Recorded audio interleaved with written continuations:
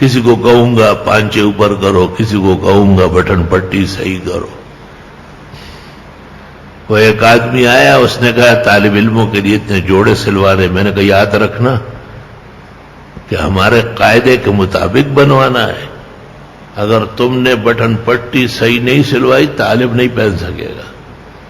اس نے کہا وہ تقریباً سل گئے۔ میں نے کہا سل گئے تو اپنی قبر تلاش کرو، اس کے اوپر ڈیر لگاؤ، یہاں لائے تو تیری بھی ایسی کی تیسی ہو جائے گی۔ کہا متبادل صورت، میں نے کہا دو چار درزی گھر لے جاؤ یا ان سے ٹھیکہ کر لو اور ان کو کہو جس طرح نماز میں ہاتھ باندھے جاتے اس طرح بٹن پٹی ہوگی۔ اس کے منع ہے۔ وہ جو پیغمبر صحابی کے ساتھ نیچے بیٹھ گئے زمین پر اور اس کی پنڈلی پر ہاتھ رکھا اور فرمایا ھذا ماقد الازار، شلوار کے پانچے بس یہاں تک آ سکتے ہیں۔ ولا حق للازار فی اسفل الکعبین، شمائل شریف ترمذی کی۔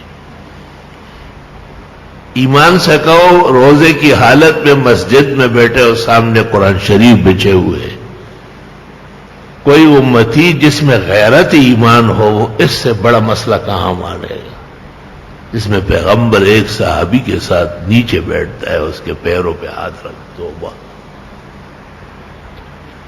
تو ان کو کیوں تکلیف نہیں ہے؟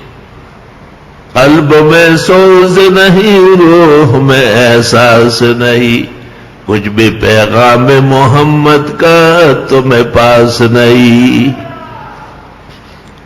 ایک عالم نے مجھے کہا یار ہم تو آپ کے ساتھ ہیں لیکن آپ مستحبات مستحسنات اس پر سارا زور دے رہے ہیں۔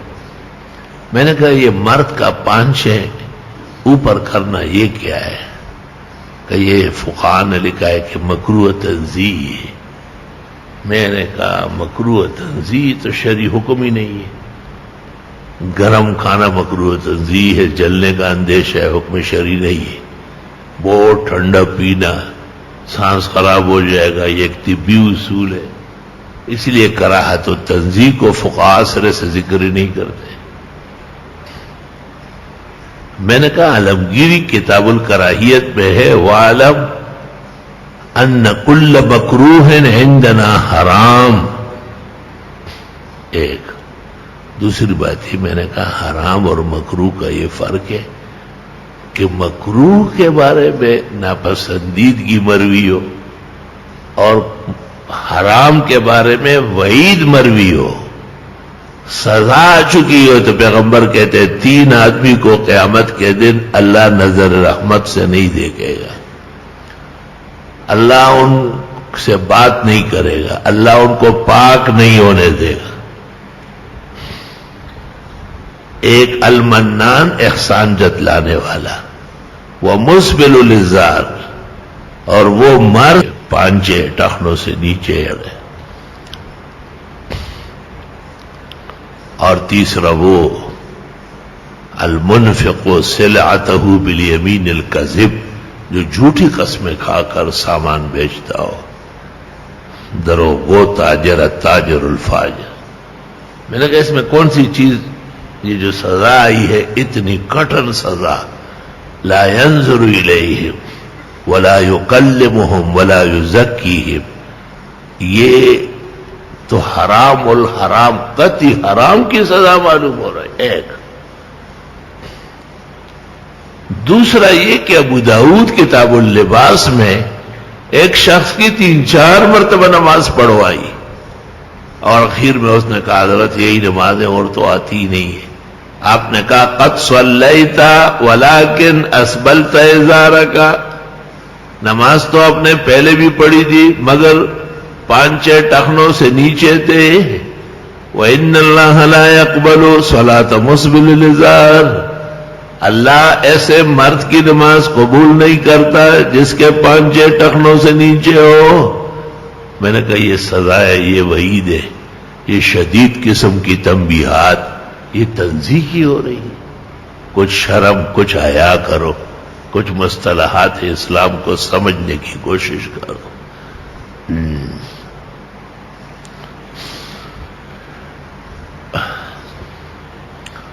بعض لوگ کہتے ہیں کہ ابو بکر صدیق کو چونکہ اجازت مل گئی ہے، ابو بکر صدیق نے اتنے سخت سزائے سن کر فرمایا کہ میری شلوار کھسک جاتی ہے اور مجھے پتہ نہیں چلتا اور پانچوں کے نیچے ہو جاتی ہے۔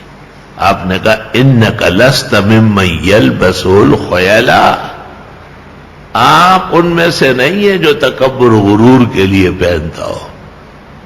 تو صرف ابو بکر صدیق کو انک لست، آپ نہیں ہے، اس کے علاوہ کسی ایک کو بھی دنیا میں اجازت مل گئی نہیں ملی کہ مرد ہونے کے باوجود وہ شلوار کے پانچے ٹخنوں سے نیچے لٹکا ہے۔